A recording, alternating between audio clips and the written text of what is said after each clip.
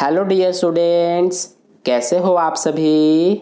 I hope कि बहुत अच्छे होंगे।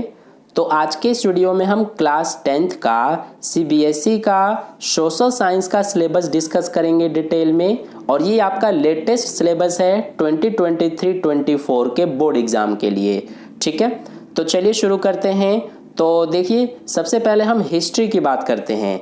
तो जो आपके पास हिस्ट्री की बुक है, इसमें सबसे पहले जो चैप्टर नंबर 1 है, the rise of nationalism in Europe, ये चैप्टर आपका पूरा आएगा आपके बोर्ड एग्जाम में। यानी कि चैप्टर नंबर 1 से कुछ भी रिड्यूस नहीं किया गया है, यानी कि नॉट रिड्यूस्ड है।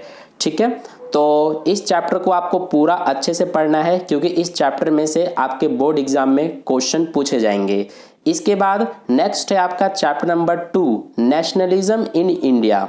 तो इसमें भी नॉट रिड्यूस्ड है, यानी कि ये चैप्टर भी आपको पूरा अच्छे से पढ़ना है। इसमें से भी आपके बोर्ड एग्जाम में क्वेश्चंस पूछे जाएंगे।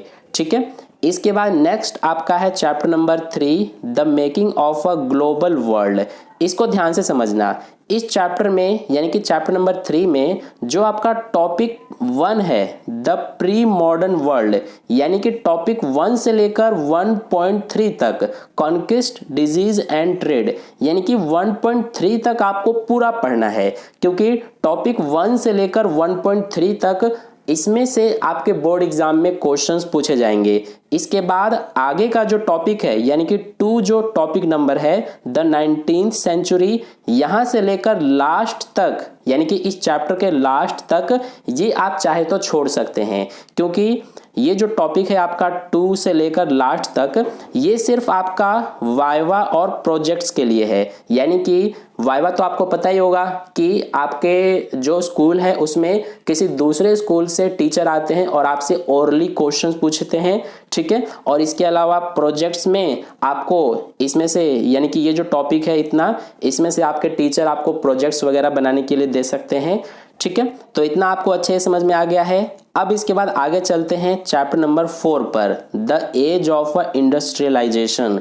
यानी कि चैप्टर नंबर 4 ये आपका कंप्लीटली डिलीटेड है, यानी कि चैप्टर नंबर 4 को आपको देखना भी नहीं है। इस चैप्टर से आपके बोर्ड एग्जाम में क्वेश्चंस नहीं पूछे जाएंगे। ये चैप्टर आपका पूरा का पूरा डिलीट किया गया है।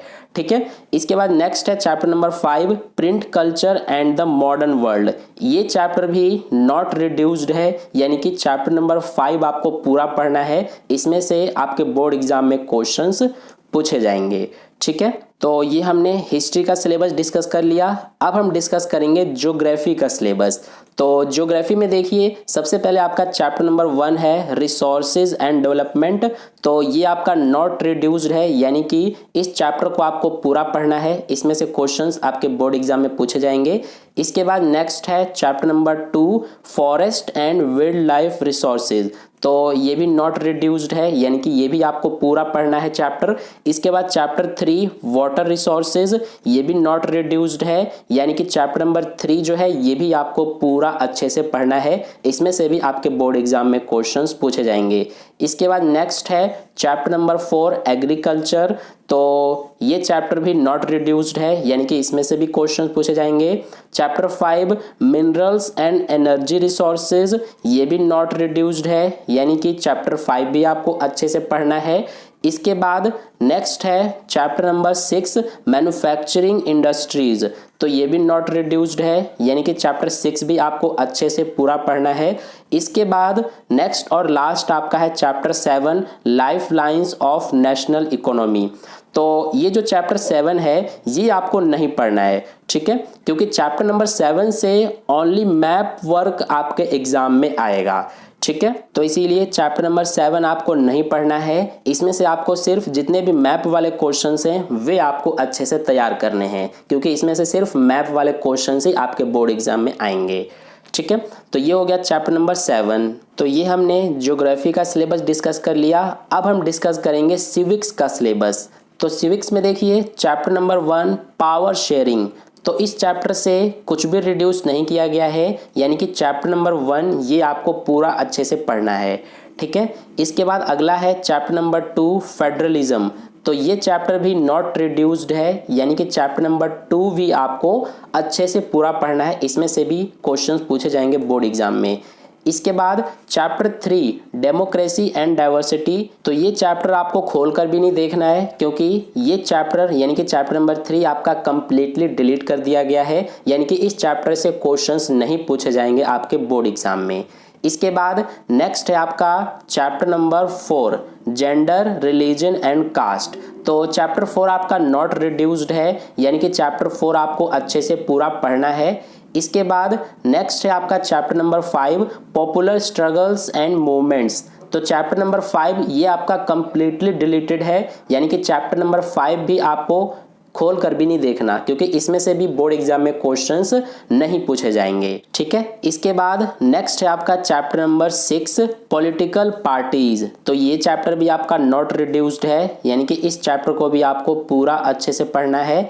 इसके बाद अगला है chapter number 7 outcomes of democracy, तो ये भी नॉट रिड्यूस्ड है, ये भी आपको पूरा अच्छे से पढ़ना पड़ेगा। इसके बाद नेक्स्ट है chapter number 8 challenges to democracy, तो चैप्टर 8 आपका कंप्लीटली डिलीटेड है, यानी कि चैप्टर नंबर 8 आपको खोलकर भी नहीं देखना क्योंकि इसमें से भी आपके बोर्ड एग्जाम में क्वेश्चंस नहीं पूछे जाने वाले हैं, ठीक है। तो ये हो गया हमारा जो सिविक्स की आपके पास बुक है उसका सिलेबस मैंने बता दिया।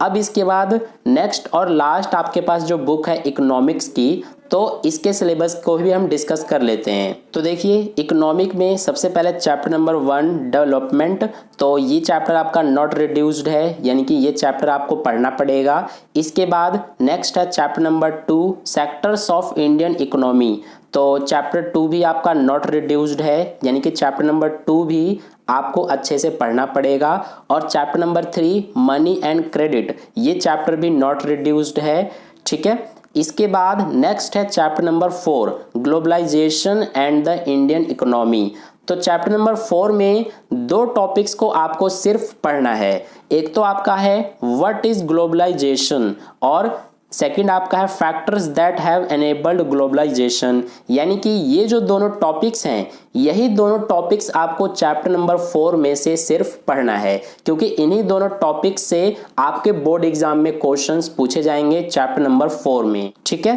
तो इसीलिए चैप्टर नंबर 4 से आपको सिर्फ यही दोनों टॉपिक्स को अच्छे से पढ़ना है, इसके अलावा कुछ भी आपको नहीं पढ़ना।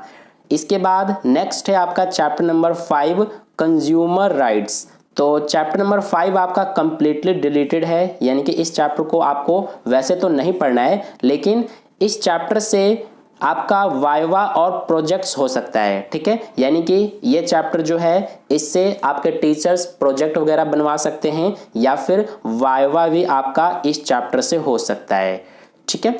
तो ये पूरा आपका सिलेबस था। आई होप आपको अच्छे से पूरा सिलेबस समझ में आ गया है। मैंने आपको चारों बुक्स के कौन कौन से चैप्टर्स डिलीटेड है, कौन कौन से चैप्टर्स आपके बोर्ड एग्जाम में आएंगे, ये सब मैंने आपको क्लियर कर दिया है, ठीक है। और ये जो पीडीएफ है सिलेबस का ये मैं आपको टेलीग्राम ग्रुप पर सेंड कर दूंगा, वहां से डाउनलोड करके और आप अच्छे से इस सिलेबस को देख सकते हैं। तो वीडियो अगर आपको अच्छा लगा है तो वीडियो को एक लाइक ज़रूर कर देना, अपने दोस्तों के साथ भी शेयर कर देना और चैनल को सब्सक्राइब करके बेल आइकन प्रेस कर लेना ताकि कोई भी वीडियो आपसे मिस ना हो सके। और अगर आपने टेलीग्राम ग्रुप ज्वाइन नहीं किया है तो ज्वाइन कर लेना। टेलीग्राम ग्रुप ज्वाइन करने का लिंक आपको इस वीडियो के डिस्क्रिप्शन बॉक्स में दिया हुआ है, उस लिंक पर क्लिक करके आप टेलीग्राम ग्रुप ज्वाइन कर सकते हैं। तो मिलते हैं फिर नेक्स्ट वीडियो में, तब तक के लिए धन्यवाद।